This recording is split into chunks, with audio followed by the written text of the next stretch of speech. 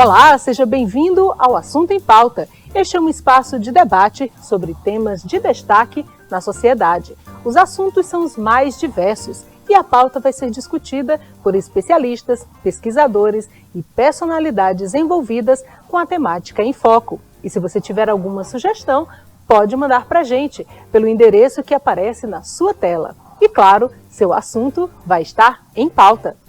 Smartphones, jogos online, redes sociais e aplicativos são distrações irresistíveis para adultos. Imagina então para crianças e adolescentes, que nos últimos anos aumentaram o tempo de uso de tela para mais de 5 horas diárias.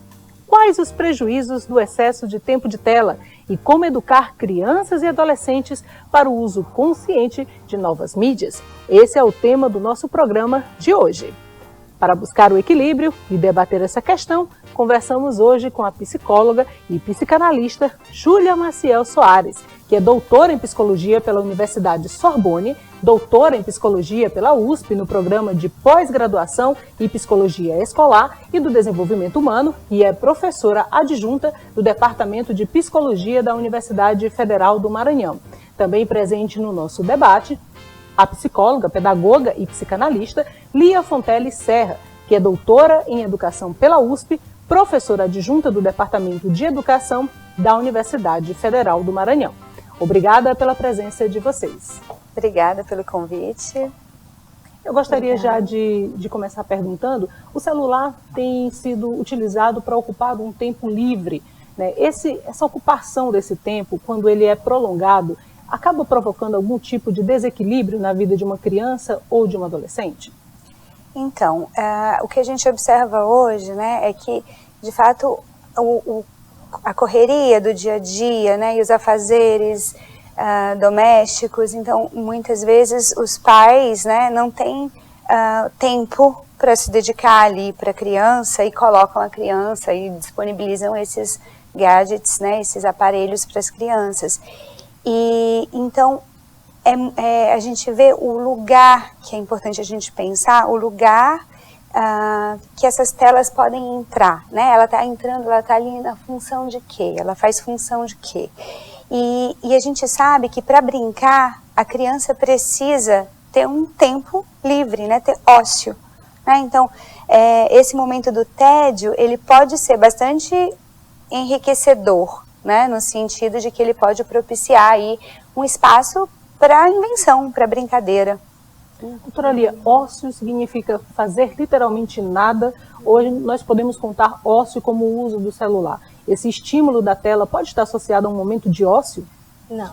Ócio é não fazer nada, né? E esse momento de ócio dá abertura para que você possa ali se haver consigo mesmo, né?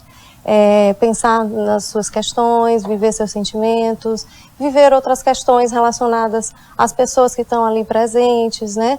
Então, ou seja, se relacionar, viver, pensar, brincar, trazer as questões do dia a dia para a sua vida, né? Então, a tela, o celular, não vai propiciar isso, né? Ainda que tenha uma pessoa ali do outro lado, ainda que seja um filme, ainda que seja a voz de alguém, mas o que a gente pode pensar num alguém anônimo, né? Ou seja, não é alguém que de fato está ali fazendo presença para aquela criança ou mesmo para aquele adolescente. Então isso é diferente de você estar na relação com o outro ou consigo mesmo, né? Porque o ócio vai te proporcionar isso, estar consigo. E que às vezes essa é a parte mais difícil lá na frente, quando a criança, ao longo da infância, não tem esse tempo de estar consigo. Né? Uhum. E a tela, a gente vai pensar que a tela, ela vem preencher esse vazio que é o ócio, né? E que para poder se encontrar consigo mesmo, é preciso ter esse espaço vazio para criar.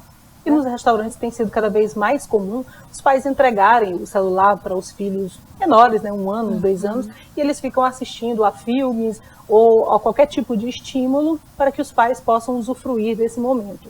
Mas essa é uma atitude adequada? As crianças devem ser estimuladas logo cedo ao uso de telas? Então, a gente vai pensar 2 coisas. Primeiro é que os pais estão perdendo uma ótima oportunidade de estar com os filhos, né, e os filhos com os pais, né, isso da interação. Então, esse momento de espera é justamente o momento onde é possível tecer interações, relações, né, e descobrir o outro. Então, é um momento propício para estar juntos, de fato, né? E o que a gente está ensinando quando a gente coloca uma tela para a criança ali? É que primeiro a gente está ensinando que ela não precisa esperar, né? Porque ao momento da espera, da suspensão, ele está posto de lado, né? E o que a gente sabe, e as pesquisas vão indicando, né, os documentos de saúde, pensando no uso das telas, é que para as crianças pequenas, quanto menor, né, for a criança, então de 0 a 3, a recomendação para o uso da tela é nenhum, né, assim, é que a criança não tenha contato com esses aparelhos, o que a gente sabe que está bem difícil, né, no mundo que a gente vive atualmente. A doutora Júlia falou sobre essa questão de não saber esperar, né, de receber a tela porque exige que essa tela esteja presente. Mas eu gostaria de perguntar para a senhora, doutora Lia, sobre a questão do silenciamento, porque o celular também é entregue para a criança para que ela fique quieta, né? Então a criança está chorando, ela quer interagir e os pais não estão naquele momento podendo oferecer exatamente essa atenção, seja porque não podem, ou seja por uma questão de escolha. Queria que a senhora falasse um pouquinho sobre a questão do silenciamento também. Quando a Júlia estava falando, eu fiquei pensando sobre isso. Existe um ponto também que tem que ter talvez a gente tem que pensar também num social que ratifica isso, né? Porque quando a gente dá a tela ali para a criança, num restaurante, por exemplo, claro que pode ter a ver com o momento de descanso dos pais, pode ter a ver com uma série de questões, não é também da ordem de moralizar a coisa, no sentido de, vamos abominar completamente, existem as indicações, é um momento importante para interagir? Sim. Né? Mas claro que no caso a caso existem questões específicas, mas eu fiquei pensando sobre o social ratificar, e o que eu tenho visto ultimamente, nos últimos anos, né, quando os celulares passaram a fazer parte aí da nossa vida de maneira mais forte, né, é que não há uma ratificação do social no sentido de que criança, ela faz barulho, ela faz um pouco de bagunça ali, ela vai se levantar, ela vai, né? Então, se você senta num restaurante, é de se esperar que uma criança não fique ali sentada conversando baixinho com os adultos, né? Então, às vezes, essa não ratificação do social, ou seja, esse olhar enviesado, né, essa coisa de você achar que a criança precisa estar ali quietinha, calada, acaba incentivando os próprios pais a resolverem esse assunto dessa forma, né? Entrega aqui o celular que você acaba com qualquer bagunça ou confusão que possa existir ali, né? E claro, ficar muito tempo na tela vai silenciar a criança, vai gerar uma série de questões que vão estar relacionadas à possibilidade dela interagir ou não, né? Ir ao restaurante, a um aniversário, a um evento social, prepara essa criança e esse adolescente também para conviver em sociedade. Eu posso perguntar e afirmar que esse adolescente, essa criança, vai ter uma dificuldade de socialização, já que ele não teve esse preparo do olho no olho, como nós estamos conversando aqui, ele vai ter dificuldade para enfrentar o outro?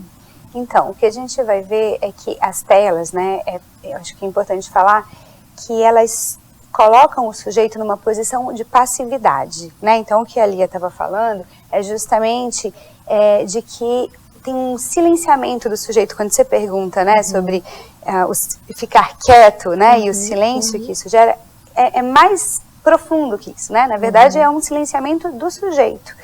Então, ele ficar nessa posição passiva e não ativa, né?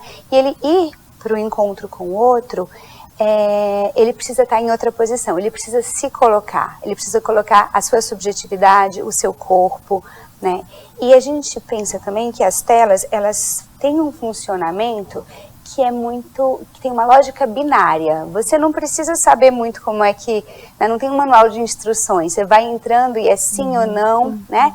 Então é uma lógica que você vai entrando e vai sabendo, não tem equívoco, né? Não tem espaço para o equívoco.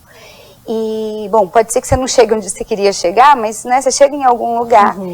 Enquanto que no laço com o outro, na relação com o outro, você não sabe onde você vai chegar, né? É da ordem do inesperado, porque é a alteridade que está colocada aí em jogo e precisam de dois sujeitos aí se colocando Então ele vai ter que se haver com os lapsos de linguagem, com os maus entendidos, com a própria aparição do sujeito aí, né, na interação. E na internet nós temos uma oferta que nós não conseguimos dar conta, né? Na sociedade nós não temos essa oferta, ou de repente nós não podemos tratar as pessoas dessa maneira descartável. Quem se acostuma a conviver com uma oferta ampla de programas, né? Aí eu posso assistir inúmeros programas, vou escolher esse. Não, não quero, quero esse outro. Esse comportamento acaba sendo refletido na sociedade. Cria-se uma falta de vínculo com as pessoas e chega próximo a uma substituição? Então, eu acredito que sim, né? Apesar de que isso também não vai vencer, né? Eu acho que a subjetividade se impõe, né? Isso gera impasses, gera adoecimento psíquico, mas o sujeito se impõe, ele vai se relacionar, se saudável tiver, vai se relacionar de alguma forma, né? Mas eu penso que essa presença da tela, de você poder estar ali num prazer imediato, né, no você trocar de canal a hora que quiser, de programa a hora que quiser, daquilo te aparecer passivamente, não é algo que você busca, mas aquilo vai te aparecendo, você vai trocando, enfim, isso tem muito a ver também. Você perguntou se reflete no social, né, com esse momento uma imposição de prazer, né, uma imposição de felicidade, então é difícil você lidar também com aquilo que te causa algum desconforto, né? Então você está ali e você já não quer aquilo, você muda para outra coisa. Quando você está com as pessoas, você não pode fazer isso, né? Então você não vai descartar uma pessoa, passar o dedinho e trocar né, de uma pessoa para outra assim, tão automaticamente como você faz com a tela, né? Ou como você faz ali com o celular, com o tablet, enfim, com os programas. Isso não vai acontecer. E talvez por isso seja mais fácil você estar ali. Porque se você está lidando com pessoas, você precisa lidar com a parte que não é tão legal assim, né? Passar por alguns problemas, enfim, ter que resolver desafios, né? Conversar com pessoas é sempre muito agradável, o tempo passa muito rápido, mas nós vamos para um intervalo e daqui a pouquinho nós voltamos com um assunto bem interessante, o uso de telas.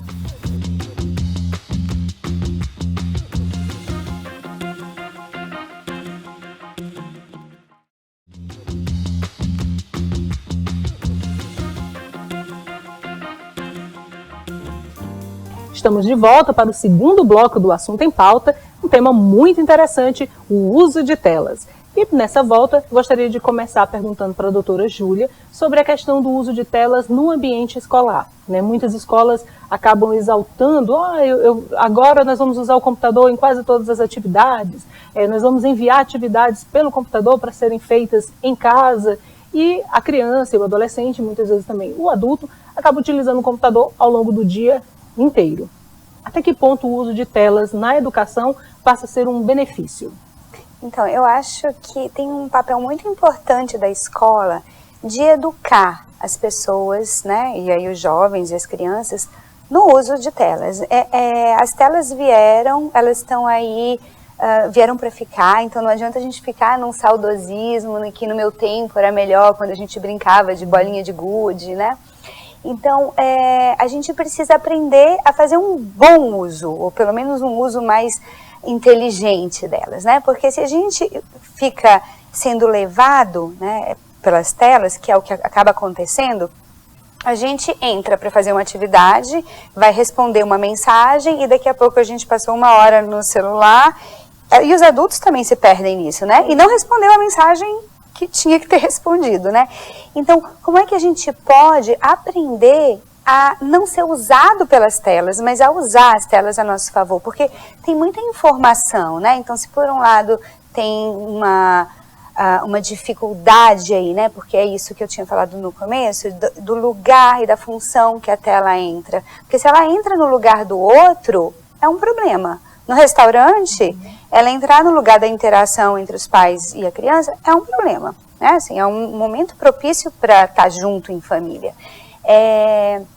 Mas se ela entra no lugar de uma ferramenta uma ferramenta de pesquisa, de um bom uso, né, de que você pode criar coisas com ela, ela é boa, né? A gente teve a pandemia aí que se colocou, né, para todo mundo, e foi possível uma retomada.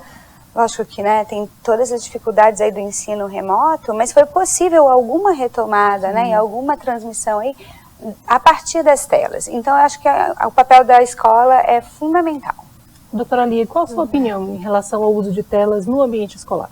Então, eu acho, concordando com Júlia, né, eu acho que a gente não pode ter também horror ao novo, né, horror a tecnologias, e também não ficar numa posição que até a Hannah Arendt chama de patos do novo, né, de achar que só as novidades que são interessantes. Eu acho que a gente tem que ir aí num meio termo. É claro que é um movimento, essa coisa da gente aderir às novidades, mas tem também aquele movimento do saudosismo, de achar que, nossa, como está fazendo mal, né? Então tem que ter um certo equilíbrio aí nesse sentido. É claro que a tecnologia que vem através das telas hoje para o ambiente escolar é algo sem volta, né? É algo que está aí presente, é algo que favorece, sim. Que a gente passou aqui a pandemia, se não fossem as telas, se não fosse a possibilidade da gente estar em contato de forma remota, não teria, a escola teria ficado sem espaço, né? E a escola garantiu um espaço, ainda que não tenha sido o melhor espaço, mas garantiu um espaço na vida de uma parte das crianças e adolescentes, né? Porque a gente não pode dizer que foram todas, mas esteve presente. Isso foi possibilitado pela tecnologia e pelo uso de telas. Claro, tem o viés da educação, né? Do que você está transmitindo, do lugar onde entra aquilo que Júlia falava. A escola, ela está aí para isso, para ela poder trazer isso que é a novidade de uma forma educativa, né? Agora, eu acho que também tem a tela para o entretenimento, né? Só que a gente tem que ter cuidado exatamente com o lugar onde entra, né? De você poder ser sujeito ali do que você está fazendo e não daquilo te levar, né? Quem é dono de quem? Né? E é claro que isso é algo que precisa ser pensado ao longo da infância e da adolescência, por conta mesmo do tempo de experiência, do tempo de você se segurar num lugar, né? Porque muitas vezes a gente se deixa levar, né? Que dirá alguém que ainda está nesse tempo aí de constituição, de desenvolvimento, enfim. E falando sobre a pandemia, né, eu estou conversando com duas profissionais que trabalham com a saúde mental. Vocês têm percebido um aumento na procura no consultório, no tratamento, de questões ligadas à saúde mental? As pessoas também foram impactadas pelo excesso de uso de telas no trabalho ou até como uma forma de diversão nesse período de pandemia, que ainda não acabou, mas a parte mais séria, né, digamos assim, a mais complexa, já não está tão presente. Vocês têm percebido esse aumento de procura? Estava até conversando, né, Lia, da saturação, né, a respeito da saturação que as pessoas têm aí da tela, né, e desse uso, por exemplo, nas escolas, né, na universidade, né, então o rendimento que as pessoas podem ter a partir da tela e o engajamento que elas têm ali, né, no uso de telas. Então, eu acho que é muito... porque a tela tem uma função que também ela te convoca num tempo muito rápido, né? Num tempo de uma visualização, que é até um termo novo que a gente usa, né? E que a gente fica capturado nesse instante de ver, né? E aí esse tempo de compreender, né? E de poder elaborar, né? E de poder responder ao que é solicitado, ele fica comprometido, né? Assim, tem uma urgência nas respostas, uma urgência no fazer, e isso atropela o sujeito, né? Isso causa sofrimento. E muitas vezes o adulto não consegue lidar com essas emoções, imagina as crianças, né? É perceptível também nos consultórios crianças mais agressivas por conta do uso de telas, elas não saberem esperar, elas não terem um limite de tempo, elas querem extrapolar o limite permitido. Isso tem sido comum? Então, esse sintoma, né, porque não conseguir esperar é um sintoma, né? Então, é claro que a gente vai ver no caso a caso, Mas sim, tem muito a ver com isso do imediato que a tela te propõe, né? Você tem ali o que você quer rapidamente, você não precisa esperar, né? Então, se você está muito em contato com algo no qual você tem ali o retorno, sem a necessidade de uma espera, você não vai saber lidar com isso, né? Você não vai saber esperar na relação, esperar a resposta do outro, esperar as coisas acontecerem. Eu sempre lembro, quando eu falo em esperar, tem um texto da Clarice Lispector que eu gosto muito, que chama Menino a Bico de Pena, e ela diz o tempo que se tem que esperar pelas coisas, que é uma coisa assim, o que é o tempo que se tem que esperar pelas coisas? Assim, não faz muito sentido, mas eu acho que é exatamente esse não sentido, porque a gente não traz isso para o nosso dia a dia, de pensar, gente, existe um tempo que se tem que esperar pelas coisas, tem coisa que a gente não consegue de imediato. E eu sou mãe de dois, né, 2 crianças, um tem 5, outro tem 7, e eu vivo muito isso, de às vezes me ver no lugar de ensinar que existe um tempo que se tem que esperar pelas coisas, né? As coisas não são logo, não são imediatas, mas é claro que a gente já vive um pouco nessa ideia de que o retorno das coisas é imediato, né? Então, Júlia falava, é o tempo de ver, é o tempo da visualização, então a gente está o tempo todo nessa visualização. É muito cheio de pressa. Né? Cheio de pressa, né? Então, as redes sociais, acho que elas são ali um paradigma disso, né? Você vai lá e você está rodando, então você sabe muitas coisas, muitas informações de forma imediata, né? Sem nem precisar muito, aliás, você não precisa pensar sobre aquilo, a não ser que aquilo te interesse de uma outra forma, mas você vai passando ali no imediato, são como se fossem os choques. Lembro também do Walter Benjamin, que lá em 1930 já falava um pouco disso, desses estímulos muito rápidos, né, que são os estímulos das informações, né, e que na verdade eles não geram uma experiência, não fazem memória, né, e eu acho que isso implica muito na educação também. E os pais que estão observando que os filhos não estão conseguindo esperar, que não estão lidando bem com as emoções e acreditam que possa ser pelo uso excessivo de telas, a quem eles devem recorrer? Que profissional pode ajudar nesse caso? Então, eu só queria complementar o que a Lia estava falando, porque eu acho muito sintomático, né? Então, isso que ela está falando, cada sintoma é a expressão de um tempo, né? Então, esse sintoma de não saber esperar é a expressão de um tempo.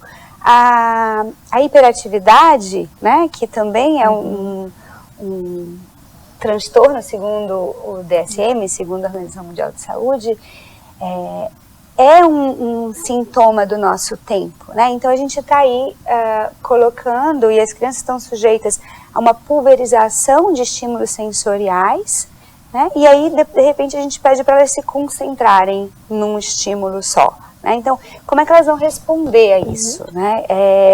E eu acho importante a gente pensar, não só que precisa sim, talvez, de uma ajuda profissional, né? E procurar um serviço de atenção à saúde mental, né? Um serviço de psicologia, mas quando a gente coloca no campo da psicopatologia um transtorno, né? E a gente delimita como um transtorno da psiquiatria, a gente tem que ter muito cuidado para a gente não dissociar do social, dissociar da família, dissociar da escola, dissociar da comunidade, que é o que a Lia estava falando. Não transferir a responsabilidade só para um profissional, seria isso? E nem para a criança, porque a gente fala, ele tem TDAH, então não é problema mais de ninguém, é problema dele, né? Enquanto que não. Todo mundo precisa estar implicado nisso, né? E o que a gente vai fazer com isso?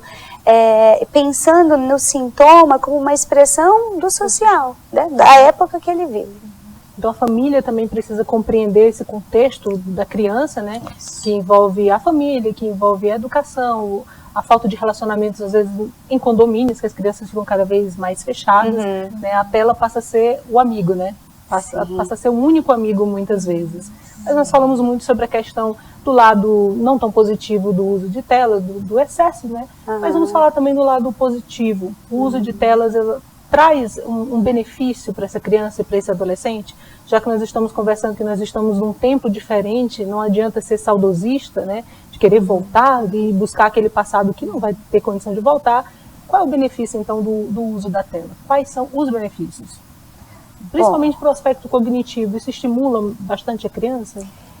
Então, até 3 anos não, né? Então, eu entro nessa afirmação um tanto categórica e que as pessoas acham estranhas, porque como é que a gente vai delimitar, ou pelo menos até 2 anos, que é a recomendação da pediatria, né? Se vendem aplicativos, e aí você entra no Instagram e tem, seu filho ainda não fala, baixe esse aplicativo, seu filho vai falar. Se vendem desenhos Baby Einstein, como se a tela, ou como se um aplicativo pudesse substituir o outro na relação e na constituição psíquica, e não pode, né? Assim, precisa de um outro em carne e osso, que tenha um corpo, que tenha uma consistência e que transmita a partir de um lugar desejante, né? Que se opere essa transmissão para o bebê. Então não dá para substituir, né? Então, nesse primeiro tempo eu digo não, né? Depois, como é que as telas podem ir entrando e no lugar do quê? Né? Então, sim, pode, com alguma moderação, não é que, né, a gente está banalizando completamente e criminalizando, né, assim, banindo o uso das telas, melhor dizendo, mas que a gente precisa pensar no lugar do quê? Então, assim, a criança não precisa estar o tempo todo brincando. Brincar é muito importante, mas a tela também não pode vir no lugar do brincar. Mas a gente também não precisa estar colocando a criança o tempo todo para estar fazendo coisas, porque é de uma ordem de uma exaustão. Às vezes a criança precisa parar para olhar para o teto ou para olhar uma TV. A Françoise Doutor, que é uma pediatra e psicanalista francesa, e que ela por muito tempo fez muitos seminários e consultas, né, terapêuticas para crianças, ela fala isso, assim, tudo bem, vai assistir televisão, não tem problema assistir televisão, e na época dela, né, era TV, não tinha telas, era a tela TV, não eram os aparelhos que você interage, né, os gadgets eletrônicos, mas a gente precisa sempre de uma ajuda, né? Porque se pra gente é difícil sair das telas, para as crianças é mais difícil ainda. Então eu perguntava para minha filha, né? Ela tem 5 anos, e eu perguntava se ela achava importante eu falar para ela de vez em quando que deu o tempo, né? E ela falou que sim, né? Porque é muito difícil você sair e uma criança não tem essa capacidade de se regular sozinha, né? Os adultos mal têm, então. Mas, por outro lado, isso que a gente falou da pandemia, né? Isso que a gente falou do acesso à informação. Só que a gente precisa de um tempo para elaborar essa informação. Não pode ser no tempo do visualizar. Então, aprender a usar esses aparelhos é muito importante. A gente pode ir, né, somar. E falando sobre tempo, o tempo passa muito rápido, por isso que é tão importante reservar um tempinho para conversar olho no olho, né, buscar o que o outro tem de positivo para nos oferecer, né? Nossa conversa foi muito agradável, mas o tempo passa e passa rápido. Gostaria de perguntar quais as suas considerações em relação a esse tema, para a gente encerrar a nossa conversa, o que a senhora gostaria de dizer, principalmente para os pais e para os responsáveis que estão em casa, que muitas vezes não sabem como lidar com essa situação do uso de telas. Tempo é importante? Então, limitar o tempo é muito importante, né? Eu penso 2 orientações ou 3 aí fundamentais. Uma é acordo, e aí acordar com a criança, né? Então são 2 desenhos, então quando acabar esses 2 desenhos, acabou, né? E é isso, sustentar o limite para a criança.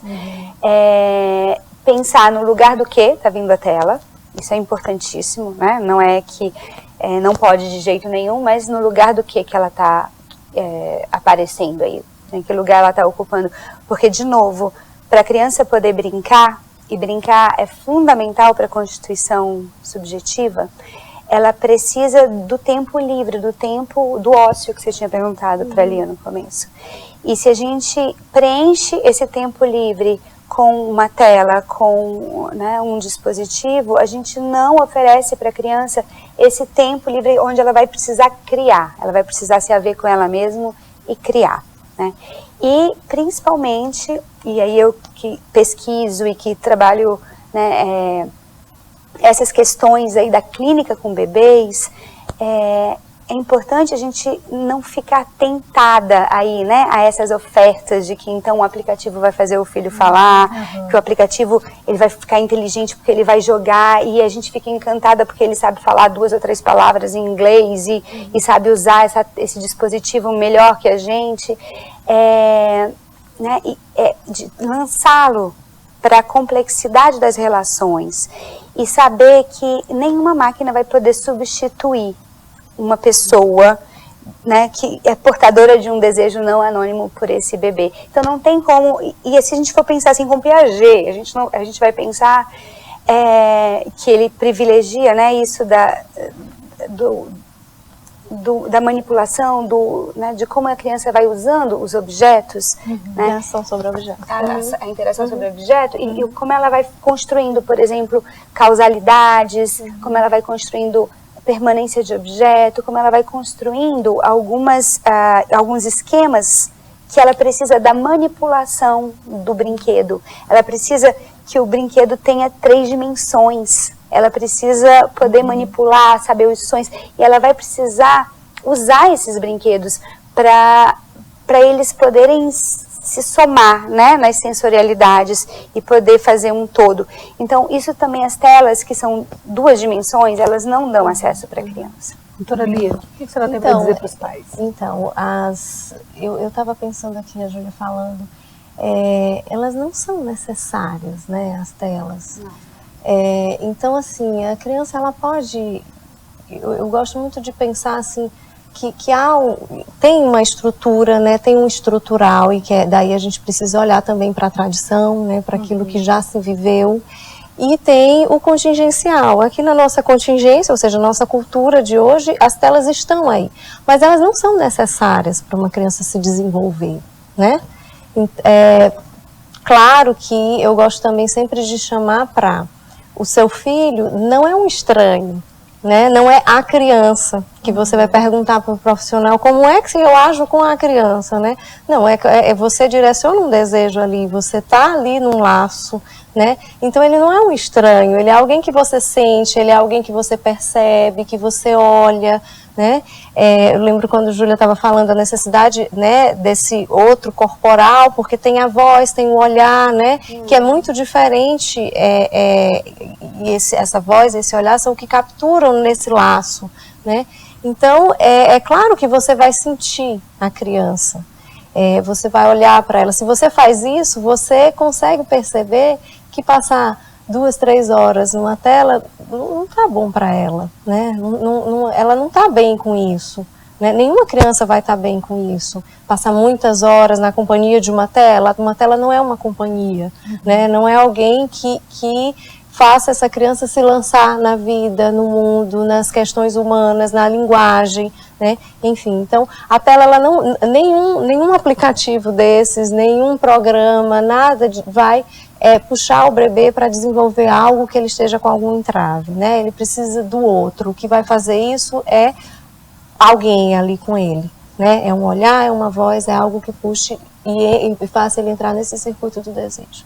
Então é um pouco disso, acho que podemos. Que assunto interessante. Gostaria de agradecer a presença da doutora Júlia, da doutora Lia. Obrigada. Contribuíram muito com a abordagem desse assunto. Tenho certeza que muita gente tirou muito proveito. Obrigada. Obrigada Eu que pelo agradeço também.